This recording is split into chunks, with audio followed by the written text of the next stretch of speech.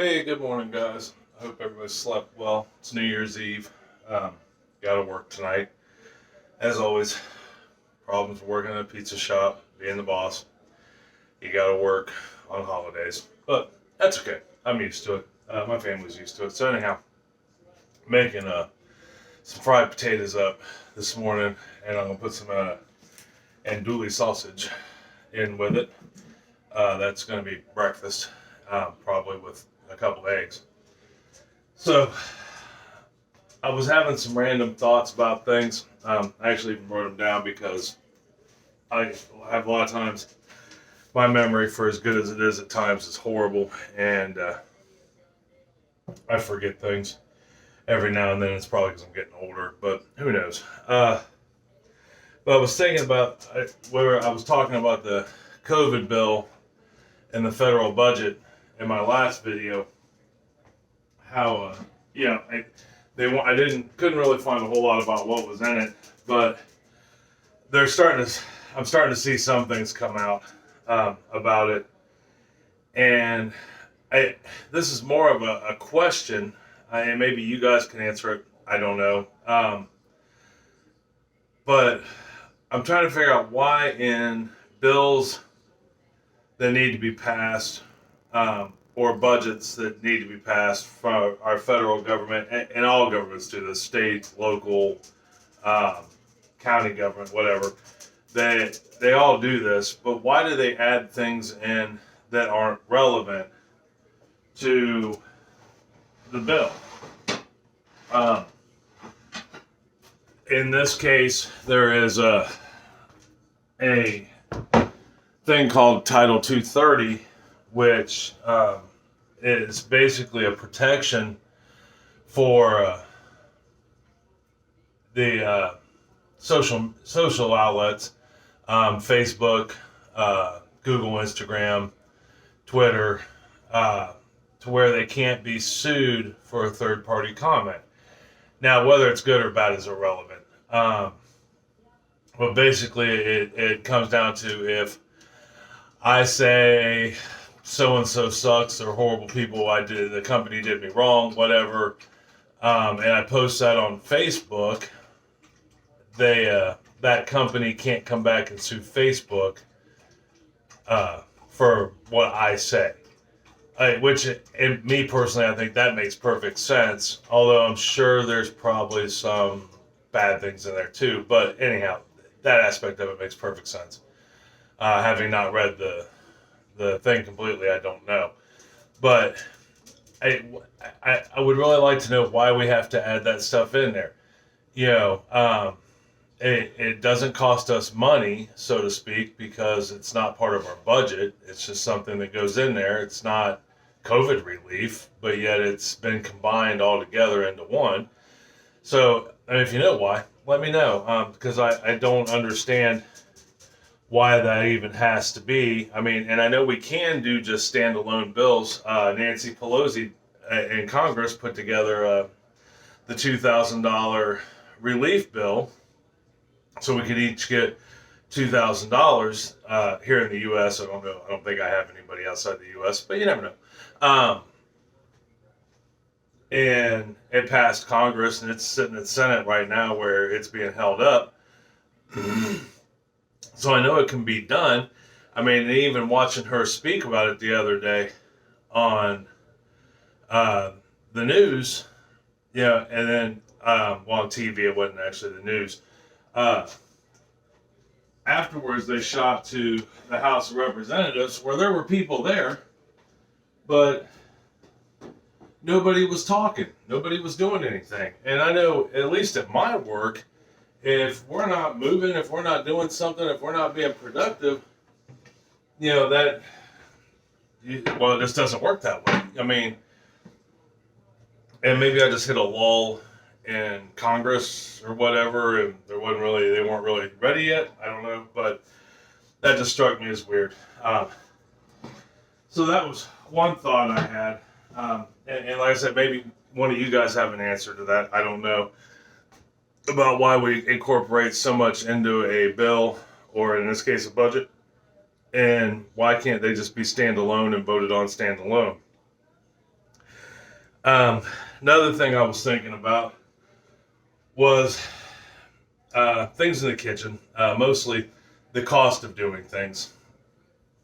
Now, I I know sometimes, in our house, we like to can. We like to get things together. Excuse me. Like the other day in the last few videos, we were canning chicken broth, making it from scratch, and canning it ourselves. And I got led me to think, is that really cost effective? You know, in doing such a thing versus say just going out and buying chicken broth or buying boxed macaroni and cheese or something that's microwavable. Is it truly more cost efficient to make it yourself? So I did in my mind a breakdown of what it costs to make that chicken broth. And in that chicken broth, sorry guys, I'm cooking, so I'm gonna be moving a lot also. I know it doesn't seem very professional to be moving around while making a video, but I think that's what keeps it real, is the fact that, I've got to feed my family, but I want to talk to you guys also. It's no different than if you were sitting at my kitchen table with me.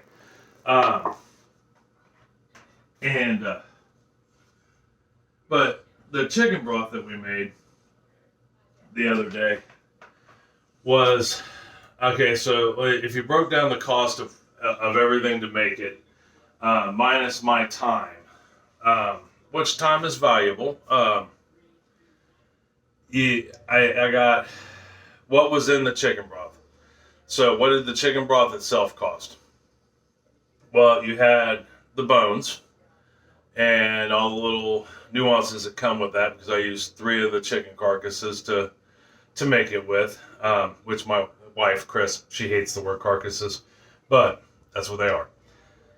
So those initially cost us something, but we got use out of them because we had, roasted chicken. We ate that. We also made a couple other things that are in another video.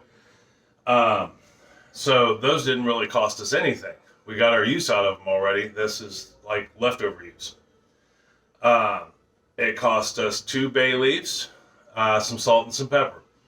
So that might have been maybe a 0.2% of a penny. And then you had your water, 7 quarts of water. That's what we got, with 7 quarts of chicken broth. So we got 7 quarts of water, which, might have cost us 0.1% of a penny, because water's only 0.05% of a penny per gallon at the moment, according to my water bill. So, for all intents and purposes, the broth itself cost us a penny for 7 quarts. We'll just say a penny. It will even go as high as 2 cents.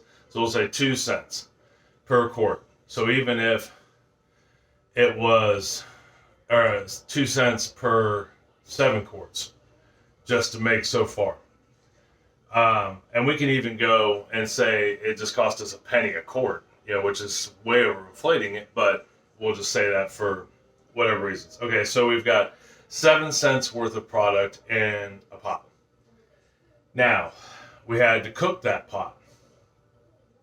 We had to cook it. That took, in our case, we did it for 10 hours. And in that 10 hours, we used electricity. So what was the cost of running my stove for an hour? I don't know, because I did not figure that out. But if I had to guess, 10 hours, maybe $1, maybe. It might have been a little more, give or take, but we'll say $1 or $2. So far we've got, we'll even say $2 for 10 hours. So you're looking at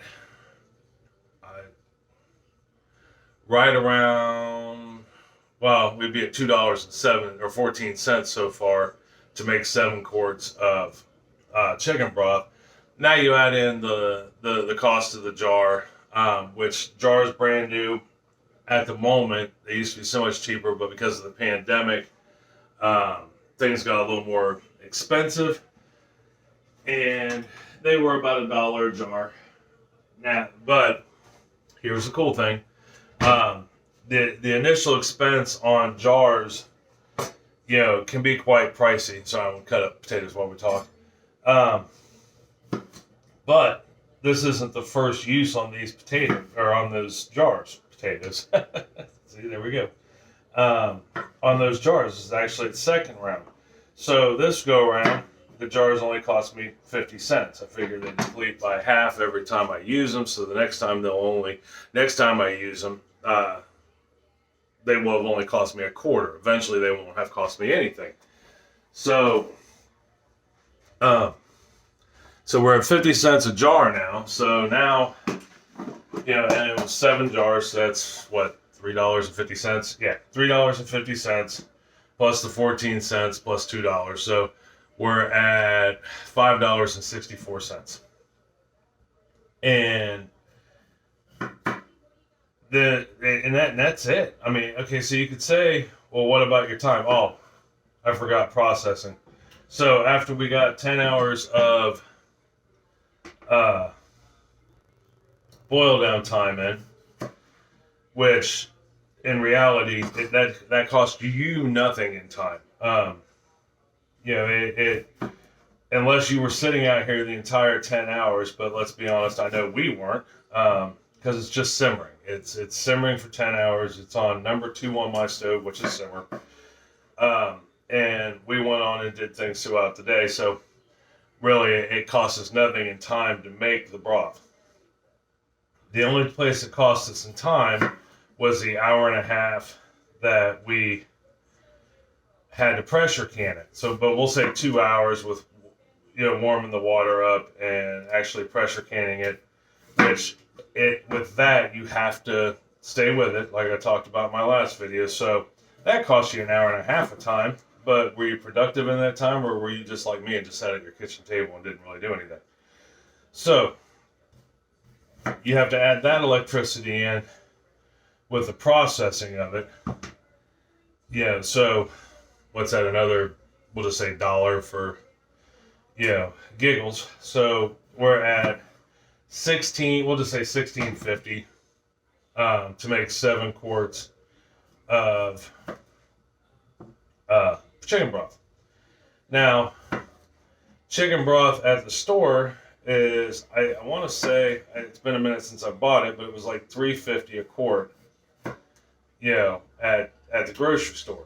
And it's not even that good at chicken broth. I mean, it's okay chicken broth, don't get me wrong, but it doesn't have nearly the flavor and additives, and it's not nearly as good for you. So if it's $3.50 a quart at we'll say $3 a quart at the grocery store, that's $21 to buy chicken broth in a wax cardboard box by the quart. So I think in this case, yes, we saved some money. And it didn't cost us a lot of time. There's always a trade-off. Sometimes it's time for money, sometimes it's money for time. Where at $3 a quart from the store, it's done. I didn't have to take the time to make it, or anything like that. It's just done. I can grab it out of the cabinet and go make my meal with it and have a good time. Where, I have the time, I create the time to do things like that. Why? A, like I said, I enjoy it. B, I know it's going to save me a couple dollars in the process. Plus, I mean, there's a couple added benefits to it. I mean, okay, so it saves me money, doesn't save me a whole heck of a lot of time. But like I said, 10 of the 11 and a half hours, 12 hours of creating that, we were able to go on about our day. I mean, my wife works from home, so she was able to do her work while that was cooking. I went off to work. It didn't affect the kids in any way. Really only was just that maybe 2 hours total between the hour and a half of pressure canning it and 30 minutes of kind of getting everything together to go. I had to reheat the broth, warm up the water in the pressure canner, and then actually can it. So we'll say a couple hours, but that was it. It was 2 hours of my day, and it was something I enjoyed, so it didn't bother me. So that's more cost effective. Now, I mean, I guess you could always say, well, for 350, let's, I don't have to spend that little bit of time. Which in like our family's case, my wife likes to do that also, so she hung out with me a little bit during the process.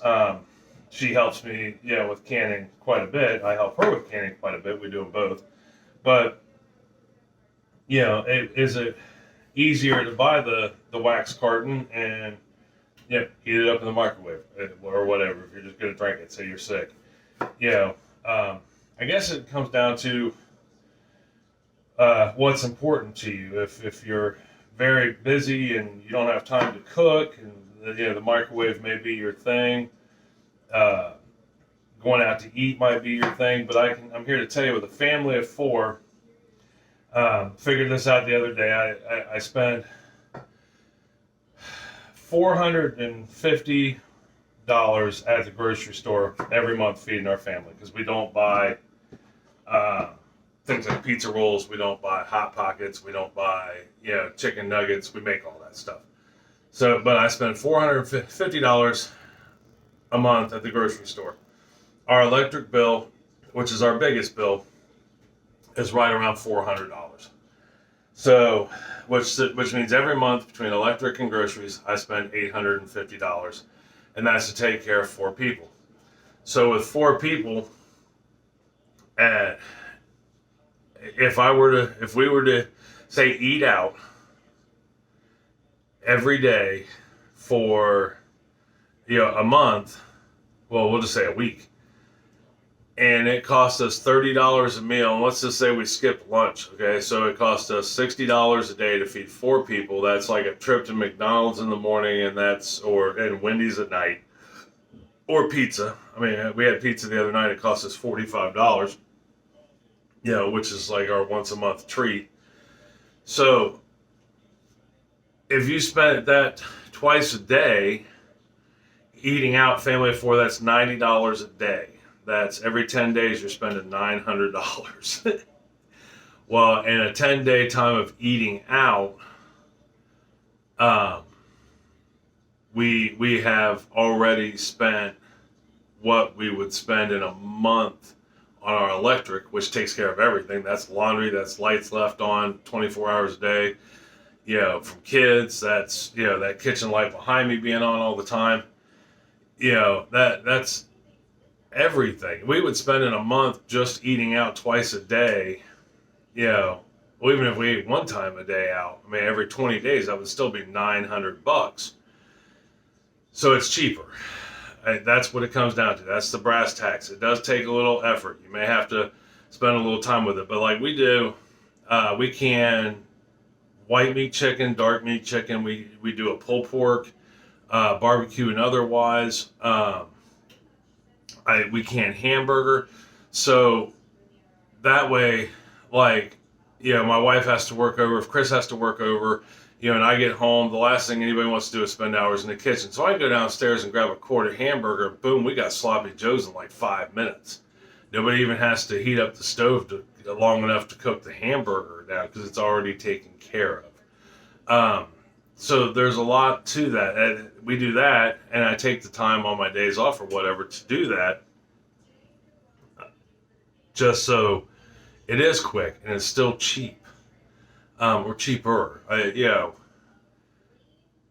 So that's something to think about, when you're going through that.